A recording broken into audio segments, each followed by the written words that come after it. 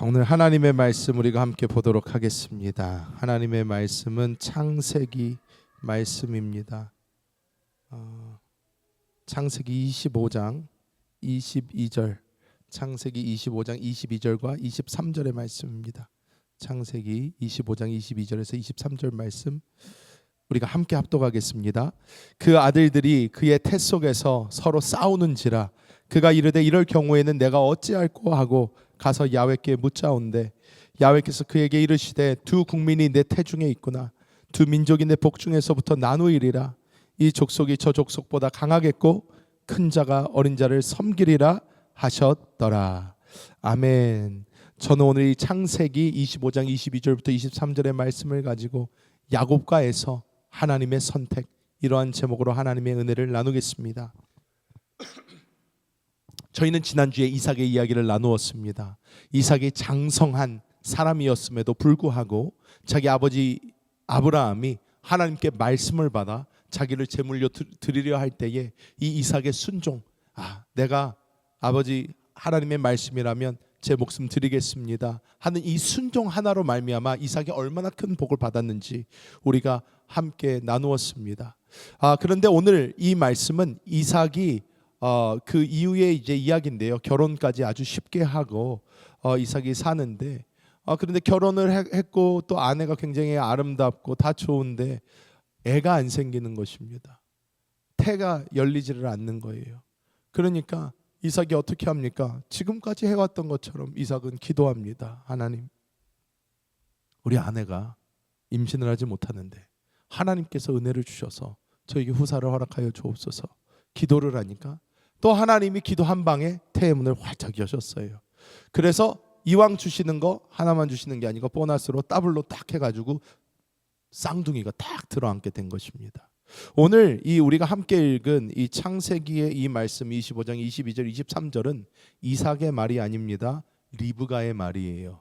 자, 리브가가 임신을 했어요. 임신을 했는데 그 당시에 어떻습니까? 요즘처럼 산부인과가 있는 것도 아니에요.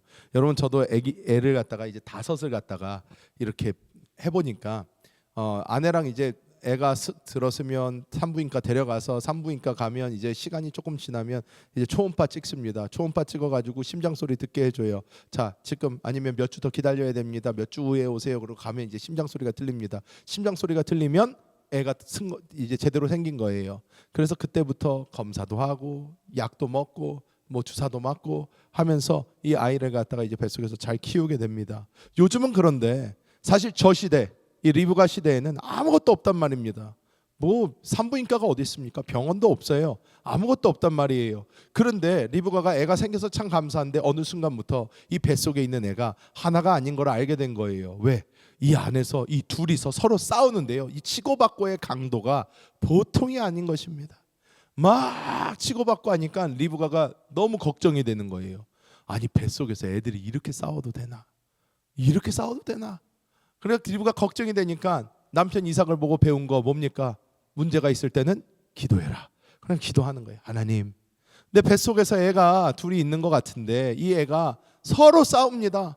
아주 쉴 새 없이 싸워요. 아주 징글징글하게 싸웁니다. 뱃속에서부터 이러면 어떡합니까? 이거 괜찮은 것입니까? 어떻게 해야 됩니까? 하나님 기도했더니 하나님께서 이야기를 해주십니다. 내 뱃속에 두 아이가 있는데 이 아이가 두 민족이 될 것이다. 그러면서 둘 다 큰 민족이 될 것인데 큰 자가 아랫자를 섬길 것이다 하면서 하나님께서 예언의 말씀을 이렇게 주십니다. 자, 오늘 우리는 이 야곱과 에서의 말씀을 우리가 함께 살펴보면서 하나님께서 과연 우리에게 이 말씀을 통해서 이 두 사람을 통해서 주시는 은혜가 무엇인지 우리가 함께 나눠보도록 하겠습니다. 먼저 우리가 보아야 되는 것은 하나님은 모든 것을 예비하시고 예정하신 하나님이라는 것을 우리가 봐야 될 줄 믿습니다. 25장 23절 다시 한번 읽어볼까요? 야훼께서 그에게 이르시되 두 국민이 내 태중에 있구나 두 민족이 내 복중에서부터 나누이리라 이 족속이 저 족속보다 강하겠고 큰 자가 어린 자를 섬기리라 하셨더라. 자, 여기서 섬기리라 하셨더라 이렇게 나오는데 섬기리라라는 이 단어가 히브리어로 보면 무슨 단어를 썼냐면 아바드라는 단어를 썼어요. 근데 이 아바드라는 단어는요 뭐 그냥 도와준다 뭐 이런 뜻이 아니에요. 종이 상전을 섬기는 모습입니다. 종이 상전을 섬기는 모습이에요. 자, 그런데 우리 대한민국은 또 이 유교 사상이 워낙 철두철미한데 이 유다족 속도 비슷해요. 사실 장자가 받는 축복이 다르고요. 그러면서 이렇게 나누어져 있는데, 그러다 보니까 아니 형이 아우를 종이 상전 떠받듯이 섬기면서 산다? 좀 어감이 안 좋은 거예요. 좀 이상한 거예요. 근데 우리가 보아야 되는 것은 무엇이냐면, 하나님께서 여기서 말씀하시고 있는 것은 하나님의 계획 가운데 이 야곱을 통해서 하나님의 구속사의 역사가 이루어진다. 즉 이 야곱을 통해서 하나님의 백성이 일어나게 되고 하나님의 역사가 이루어진다라는 것을 하나님께서는 이제 보여주신 것입니다. 어떻게 보면 형보다 아우가 더 큰 일을 맡게 되는 거예요. 형보다 아우가 더 귀하게 사용받게 되는 것입니다. 이것을 보면서 우리는 아니 그래도 하나님 좀 윗사람이 그냥 에서를 그렇게 쓰시지 못하러 야곱을 그렇게 쓰셨을까 할 수 있지만, 로마서 9장 11절 이렇게 말씀합니다. 함께 읽어보겠습니다. 그 자식들이 아직 나지도 아니하고 무슨 선이나 악을 행하지 아니한 때에 택하심을 따라 되는 하나님의 뜻이 행위로 말미암지 않고 오직 부르시는 이로 말미암아 서게 하려 하사. 여기서 하나님이 알려주시는 게 있다는 거예요. 뭐냐면 야곱이 착한 일을 더 많이 하고 에서가 나쁜 짓을 더 많이 해서 이러는 것도 아니고요. 하나님께서 얘네가 배에 있을 때부터 하나님의 택하심이 있었고 하나님의 정하심이 있었다는 거예요. 이걸 말하는 거예요. 누가 잘나고 누가 못나서 이렇게 쓰는 것도 아니고 하나님의 일방적인 택하심, 일반적인 선택 때문에 일이 이렇게 된 것이다 라고 말씀을 하는 것입니다.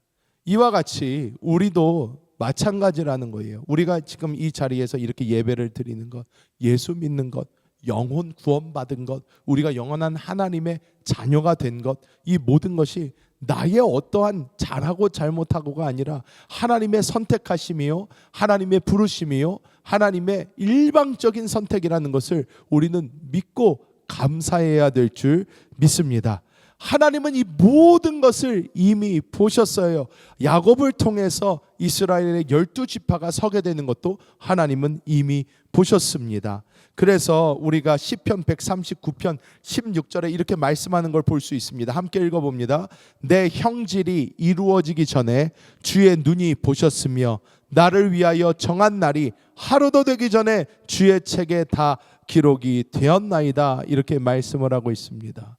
즉 하나님께서는 우리가 어떻게 될지 다 알고 계신다라는 것입니다. 이것을 우리는 하나님의 전지함, 모든 것을 아시는 것, 이렇게 우리가 이야기를 합니다. 자, 여기서 제가 지난번에도 이런 설명을 한번 드렸었는데 다시 한번 설명을 드립니다. 이렇게 되면 즉 얘기하는 것이 많이 예정론적으로 들립니다. 하나님은 모든 걸 다 예정하셨기 때문에 모든 것은 다 이미 정해져 있고 구원받을 사람, 구원받지 못할 사람 이미 다 나와 있고, 그렇기 때문에 이 예정론을 너무 따라가게 되면, 우리 장로교회에서는 이 예정론을 굉장히 따라가는 편인데 이 깔뱅 쪽이 그렇습니다. 그런데 중요한 게 무엇이냐, 우리 순복음교회는요 예정론을 부인하지는 않습니다. 예정론을 부인하지는 않지만 이 예정론과 자유의지 한 중간 정도를 우리는 얘기를 합니다. 근데 제가 정확하게 설명을 드리면 이런 것입니다. 하나님이 아담과 하와에게 자유의지를 주셨어요. 우리에게도 자유의지를 주셨습니다. 내가 오늘 아침에 일어나서 무엇을 할지, 어떤 옷을 입을지 다 내 자유의지예요. 하나님이 정했기 때문에 우리가 이렇게 옷을 입고 오늘 온 게 아니에요. 내가 입은 것입니다. 그런데 하나님이 오늘 이 시간에 우리가 이 옷을 입고 여기 앉아 있을 거 아셨나요? 아셨어요. 그렇다면 하나님이 이미 아셨기 때문에 우리가 옷을 이렇게 입은 것인가요? 아니면 우리가 입고 싶어서 이렇게 입은 것인가요? 여기서 이제 어떻게 보면 약간 이 딜레마가 생기는 것 같습니다. 근데 그렇지가 않아요. 왜 그렇지가 않느냐? 하나님은 시간 밖에 계셔요. 하나님은 시간 밖에 계시기 때문에 하나님은 빛이 있으라 빡 했을 때 시간 안에 있는 모든 일이 한꺼번에 쫙 이루어졌어요. 근데 시간 안에서 일어나는 이 모든 일은 사람의 자유의지로 생긴 일들이에요. 그 대신 하나님의 이 인류의 역사의 흐름, 하나님이 가고자 하시는 방향, 하나님이 사람 결국은 하나님의 생명으로 구원하셔서 하나 되게 하시고 새 예루살렘으로 만드셔서 그리스도의 몸이 되게 하시고 하나가 되어서 결국 하나님과 함께 다스리는 이 모든 것은 하나님의 계획 속에 있어요. 여기 흘러가는 프로그래밍 안에 있지만 사람의 계획 안에서, 사람들의 자유의지 안에서 이게 되기 때문에 시간이 걸려요. 시간이 되는 거예요. 우리의 자유의지가 있습니다. 하지만 하나님의 뜻도 분명히 있고 하나님은 우리의 모든 것을 이미 보셨다는 것입니다. 이것을 우리가 어떻게 알 수 있나? 저 그림이 어떤 그림이냐면요, 이런 그림입니다. 예수 그리스도의 탄생지, 예수님이 어디서 태어날지를 누가 예언을 했냐면 미가 선지자가 예언을 했어요. 미가 선지자가 예언을 했는데 이 미가서에 보면 예수님이 베들레헴에서 태어날 것이다를 얘기를 했어요. 예언을 이미 했습니다. 메시아가 거기서 나올 것이다. 그래서 우리가 이 성탄절 때 많이 듣는 이 동방 박사들이 헤롯 왕을 찾아와서 메시아로 나신 이가 어디 있습니까? 그랬더니 헤롯 왕이 뭐라 그래요? 자, 학자들 불러요. 야, 성경학자들 와봐. 메시아 어디서 태어난다고 그랬어? 그랬더니 이 성경학자들이 막 찾아보더니 미가서에 보니까 베들레헴에서 태어난다고 그랬습니다. 이렇게 얘기를 하는 거예요. 베들레헴에서 태어난다고 했는데 이 미가 선지자가 베들레헴에서 태어난다고 한 게 예수님 태어나기 몇 년 전의 일이냐면 700년 전 일이에요. 700년 전에 미가 선지자가 예언을 했어요. 자, 그리고 우리 에스겔서에 두로라는 도시의 멸망에 대해서 얘기를 해서 매끈매끈한 돌이 될 거다, 뭐 이런 식으로 얘기를 했어요. 두로가 멸망을 해서 그때까지 아주 위대한 도시였어요. 그러니까 이 두로가 어떻게 망해? 그러고 있는데 이 로마 제국 때 이 두로가 멸망을 합니다. 그래서 아주 매끈한 바위처럼 돼버려요. 이 곳이 이렇게 돼버리는데 이 에스겔서의 이 예언의 말씀과 실제로 멸망이 있었던 때 있는 시간은 250년 후였어요. 250년 전에 예언이 되어 있는 거예요. 뿐만 아니라 예레미야 선지자를 통해서 이 유다 왕국이 완전히 멸망할 것이고 또 성전이 재건될 것을 예언을 했단 말이에요. 예레미야를 통해서. 근데 이 성전이 유다 왕국의 완전한 멸망과 성전의 재건, 예레미야의 예언, 이 모든 게 얼마의 간격이 있었냐면 100년 정도의 차이가 납니다. 90년에서 100년 정도 난다고 해요. 무엇이냐면 성경에 어떻게 몇백 년 후에 있을 일, 심지어 우리가 이스라엘의 회복을 보면 성경에 나와 있는 예수님이 하신 말씀을 봐도 그렇고 그 전에 있는 구약의 말씀을 봐도요, 거의 2000년 만에 이스라엘이라는 나라가 다시 회복이 됩니다. 없었던 나라가. 자, 이런 거를 보면 하나님의 계획, 하나님의 눈에서는 모든 시간이 이미 다 보였다는 거예요. 다 이미 일어난 일이라는 거예요. 하지만 우리가 알아야 되는 것은 무엇이다? 예정론을 너무 믿고 받아들이면, 그냥 그대로 나의 자유의지를 무시하면요, 어떤 일이 생기냐면요, 전도 안 해요. 할 필요 없습니다. 왜 할 필요 없어요? 벌써 구원받을 사람, 구원 못 받을 사람 정해져 있어. 내가 안전해도 누군가 정해가지고 믿을 거야. 그러니까 내가 안 해도 돼. 그리고 속 편하게 살아요. 그런데 그렇다면 나에게 열매가 없어요. 그래요. 그 사람은 구원 받을 겁니다. 구원 받을 사람이라면, 그 논리로 하면. 하지만 그 열매는 다른 사람에게 주어질 거예요. 우리는 하나님 안에서 하나님의 그 구원의 열매가 우리는 누군지 모르니까 말씀을 전하고 기도하고 복음 전해서 나의 열매 만들어야 한다는 것입니다. 지금 상황이 우리가 이해가 되지 않을 때가 있어요. 지금 꼭 이런 시간을 내가 지나가야 되나? 왜 나에게 이런 일이 있어야 되나? 이런 일 좀 없이 편안하게 가면 안 되나? 이럴 때도 있습니다. 하지만 하나님의 계획 안에 우리가 있음을 깨닫고 그 하나님의 계획을 믿으며 나아가는 우리 모두가 되어야 될 줄 믿습니다. 자, 두 번째로 우리가 이 야곱과 에서의 이야기를 통해서 배워야 되는 것은 하나님의 은혜를 귀중히 여길 줄 알아야 한다라는 거예요. 자, 하나님의 일방적인 부르심, 하나님의 일방적인 선택을 우리는 뭐라고 하나? 은혜라고 합니다. 은혜라고 해요. 왜? 내가 잘나서 준 것도 아니고 내가 뭐 해서 준 것도 아니고 일방적으로 하나님이 그냥 주신 거예요. 은혜라고 해요. 자, 그런데 이 은혜를 에서는요, 굉장히 경홀히 여겼어요. 25장 34절 읽어봅니다. 야곱이 떡과 팥죽을 에서에게 주매 에서가 먹으며 마시고 일어나 갔으니 에서가 장자의 명분을 가볍게 여김이었더라. 에서는요, 배고파요. 배가 고픈데, 사냥하고 와서 배고픈데 야곱이 팥죽 막 끓이고 스튜를 끓이고 있어요. 스튜 막 끓이고 있으니까 냄새가 얼마나 좋은지 에서가 가서 야, 나 그 팥죽 좀 줘라. 그랬더니 또 야가 빠지니 야곱은 아유 형 그러면 형 장자권 나에게 파시오 그럽니다. 야, 내가 굶어 죽으면 이 장자권이 뭔 소용이냐. 야, 네 가져. 팥죽 빨리 줘. 먹습니다. 자, 그런데 이게 사기 중에 아주 큰 사기죠. 어떻게 보면 무슨 장자권을 팥죽 한 그릇에 팝니까? 그거를 사고 팔 수 있는 문제가 아니잖아요. 근데 여기서의 문제는 뭐냐? 에서의 장자권에 대한 태도입니다. 태도예요. 왜냐? 이 장자권이라는 것은 하나님께서 부어주신 은혜고 축복이에요. 근데 그것을 에서가 아주 하찮게 여긴 거예요. 그냥 아유 됐어. 너 가져. 하찮게 여긴 거예요. 이것은 무슨 말이냐면 하나님의 은혜를 에서는 하찮게 여겼다는 거예요. 하나님이 그 마음을 싫어하셨어요. 하나님이 싫어하셨어요. 에서는 장자권이 뭐 아니 너 가져라. 하나님의 은혜 에이 뭐 난 필요 없어 하는 거랑 똑같다라는 거예요. 그래서 하나님이 그 마음을 보면서 히브리서 12장 16절에 에서를 설명을 어떻게 하냐면 망령된 자라고 부릅니다. 망령된 자. 근데 이 망령된 자라는 말이 세속적이고 거룩함을 모르는 자라는 뜻이에요. 즉 뭐냐면 영적인 가치를 하나도 몰라요. 장자권이 얼마나 중요한지 몰라요. 에서가 만약에 이것에 대해서 하나님의 은혜를 아는 사람이고 장자권의 중요성을 아는 사람이었다면 아무리 배가 고파도요 야곱이 형 장자권이랑 바꿉시다 이랬을 때 에서가 호통을 쳤어야 돼요. 야 이놈아 바꿀 게 따로 있지 무슨 장자권을 바꾸자고 그래. 그거 하나님이 나한테 주신 거다. 꿈도 꾸지 마라. 팥죽 네가 먹어라. 집에 가서 엄마한테 해달라고 그러지 뭐. 들어갈 뻔했을 거예요. 근데 에서는 안 그래요. 가져. 장자권이 뭔 소용이야. 가져. 우리는요 은혜를요 소중하고 귀중하게 여길 줄 알아야 된다는 거예요. 이 그림은 무슨 그림이냐면요 한 아프리카의 어떤 선교사님의 일합니다. 이 아프리카 선교사님이 아프리카에 가서 보니까요 다 그런 건 아니지만 요즘은 아프리카에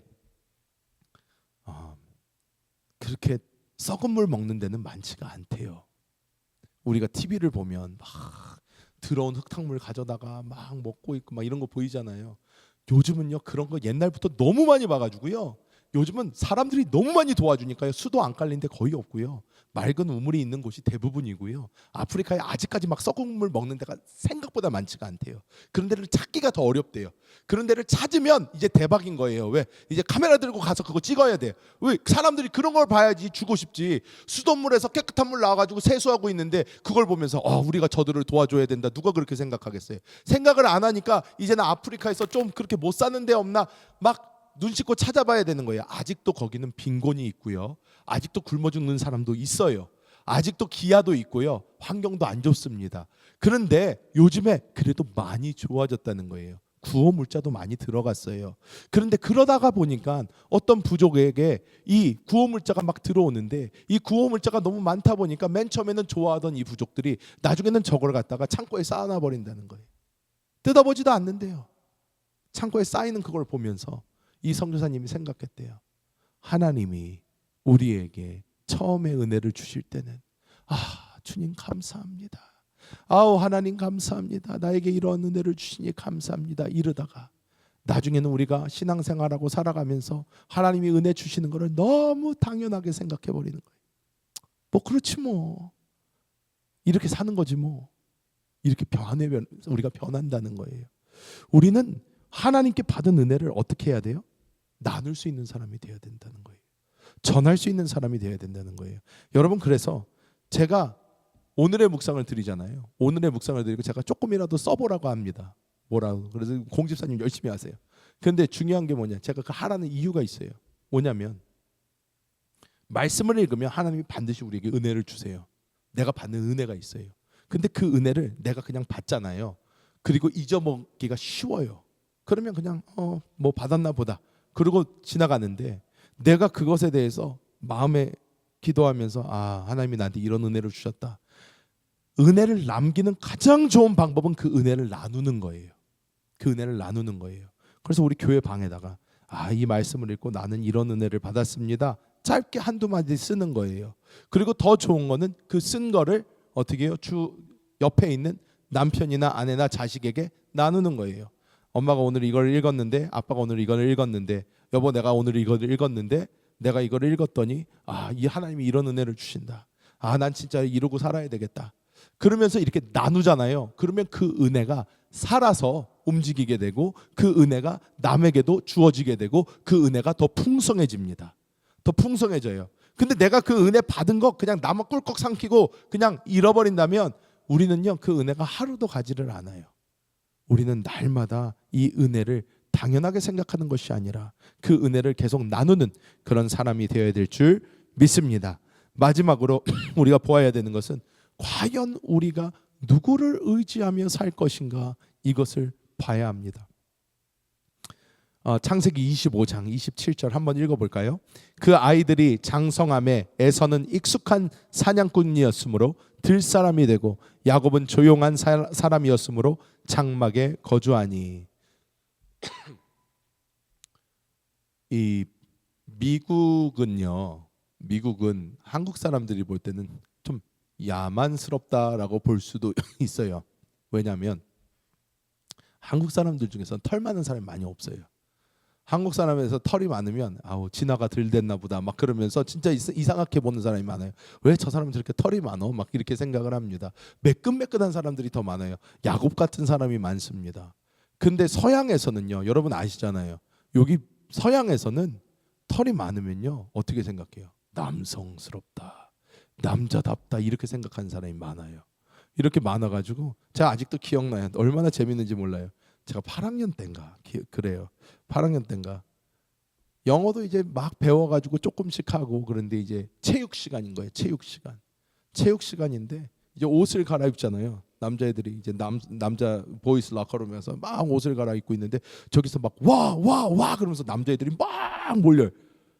뭐야? 그래서 이렇게 봤더니 어떤 남자의 가슴에 털이 이렇게 한 가닥이 쫙 올라온 거예요.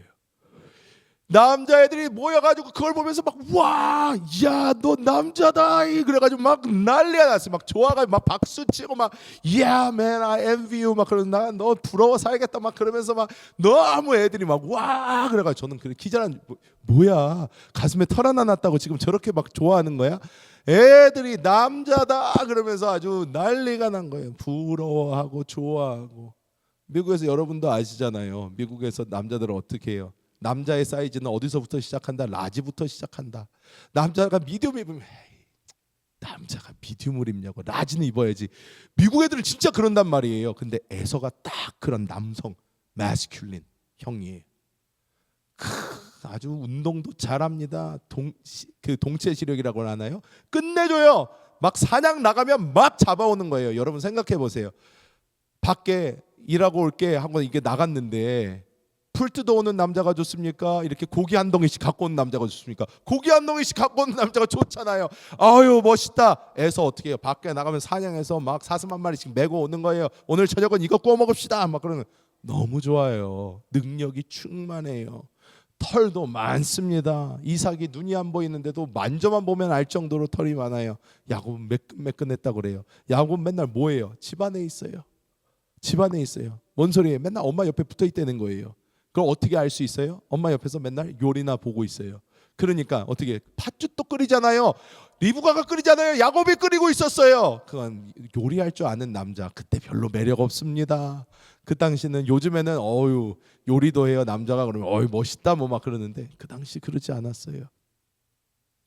에서가 훨씬 사람이 볼 때 능력도 많고 괜찮은 사람인 거예요. 그런데 그러다 보니까 에서는 누구를 의지해요? 스스로를 의지해요. 내가 능력이 많은데 뭐, 내가 사냥도 잘하는데 뭐, 아버지가 야 에서야 잡아와라, 내가 언제까지 살지 모르니까 널 축복해 주겠다. 에서 걱정하지 마세요 아버지. 나가가지고 막 사냥통 메고 나가는 거예요. 야곱은 답이 없어요. 그러니까 리브가가 대신해 주잖아요. 리브가 야 뒤에 가가지고 양 한 마리 갖고 와라. 리브가가 잡아가지고 먼저 아버지가 좋아하는 거 만들어가지고 갖다 줍니다. 나를 의지하는 사람은 하나님 의지하지 않습니다. 하나님의 은혜를 구하지도 않아요. 혼자서 다 하려고 합니다. 그리고 에서의 길은 결국 안 좋게 됩니다. 야곱 어떻습니까? 자기 꾀, 자기 능력 할 때 인생이 가시밭길이고 고난의 연속이에요. 그런데 결국 야곱이 어떻게 돼요? 천사, 옷 붙잡고 놔주지 않겠다, 축복하기 전에 놔주지 않겠다 하는 사람으로 변하게 돼요. 왜? 아는 거예요. 내 힘으로 사는 게 아니구나, 내 힘으로 되지 않는구나, 이제 아는 사람이 되는 것입니다. 여러분, 우리는 나의 부족함을 볼 때마다 감사해야 됩니다. 많은 경우 사람이 자기의 부족함을 보면요, 숨기려고 그래요. 아유, 숨기려고 하는데, 우리는 우리의 부족함을 볼 때마다 하나님 감사합니다. 내가 나를 의지하지 않고 주님을 볼 수 있게 해주심을 감사합니다. 주여 나를 도와주옵소서. 하나님을 의지하는 그런 사람이 되어야 될 줄 믿습니다. 말씀을 고린도전서 1장 27절 함께 읽어보겠습니다.